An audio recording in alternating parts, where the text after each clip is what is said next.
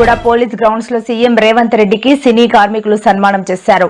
ఈ సందర్భంగా రేవంత్ రెడ్డి మాట్లాడారు. ఇవాళ తెలుగు సినిమాలకు ప్రపంచవ్యాప్తంగా గుర్తింపు వస్తుంది. ఎన్నో ప్రతిష్టాత్మక అవార్డులు వరిస్తున్నాయని అన్నారు. తెలంగాణలో ప్రజా ప్రభుత్వం అధికారంలోకి వచ్చాక గద్దర్ అవార్డులు ప్రారంభించామని తెలిపారు. ప్రపంచ సినిమాకు హైదరాబాద్ కేర్ ఆఫ్ కావాలన్నదే తమ ఆలోచన అని చెప్పారు. సినీ కార్మికులు అండగా ఉంటే హాలీవుడ్ ను హైదరాబాద్ కు తీసుకొస్తామని భరోసా ఇచ్చారు. ఫ్యూచర్ సిటీలో సినీ ఇండస్ట్రీకి స్థలాలు కేటాయిస్తామని కీలక వ్యాఖ్యలు చేశారు. అంతేకాదు సినీ కార్మికుల పిల్లల కోసం ప్రత్యేకంగా స్కూల్స్ నిర్మిస్తామని చెప్పారు.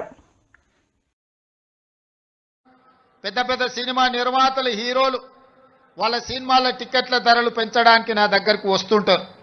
నేను నిర్మాతలకు చెప్పిన మరి పెంచిన దాంట్లో కొంతైనా కార్మికులకు వాటా ఉండాలి కదా అని.